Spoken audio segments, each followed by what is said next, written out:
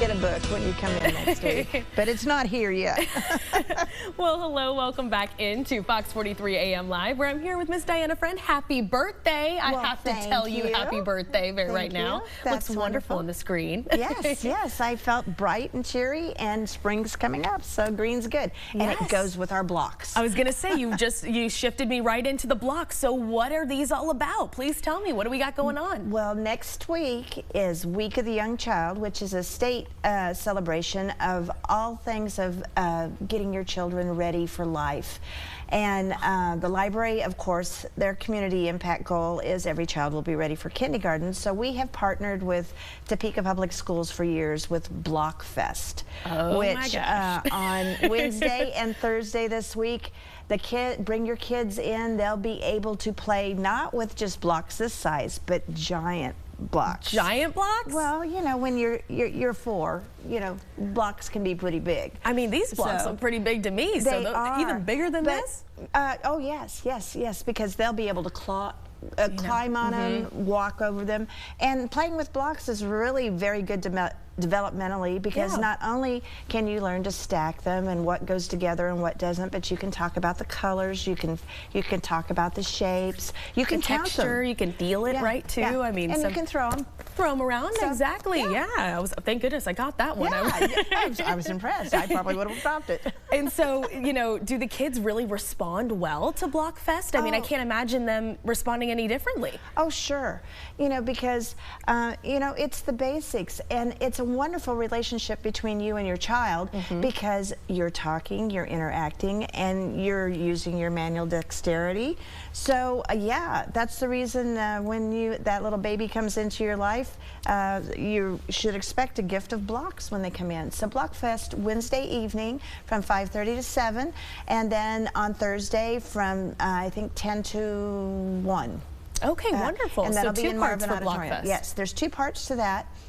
On Tuesdays and Thursdays, we have our story times. And we also have a book giveaway next week called Worms for Lunch.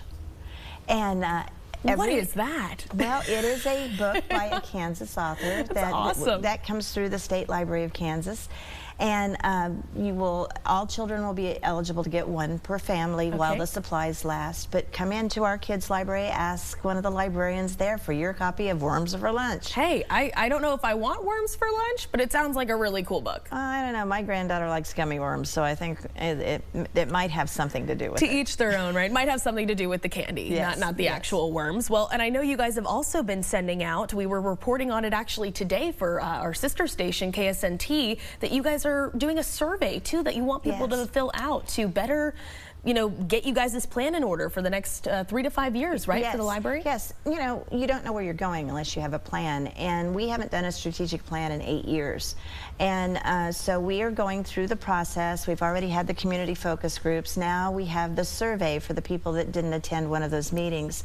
It's available online. I actually have a paper copy that you can see. Thank you. That you can ask for on the bookmobiles, in the library. You know, call us if you want us to mail it. We're hoping to get a minimum of 400 responses, but we're really going for double that or more. The last time we did this, we got over 1,000 responses of people just telling us that, yeah, this is good, this is not, I really would like to see this. And that helps us plan to know what to be prepared for. And with the way the technology is changing right now, if you haven't been over to the library's new Level 2 Tech Center, 5 years ago, that wasn't even on our radar. But because we have a master plan and a strategic plan, we were able to accomplish that. And that's what we need to do, is be prepared to meet the needs of the citizens who live in Shawnee County. Yeah, and I mean, the people, you're serving the community. You guys are here to serve the community. So it's essential that people do fill out these surveys. I mean, they're not long, you know, this is a quick survey you can fill out and just help you guys form that plan, right? Definitely, because it is, we have a campaign that's going to launch during Library Week which is the end of this month, called Libraries Are for Everyone, because they really are.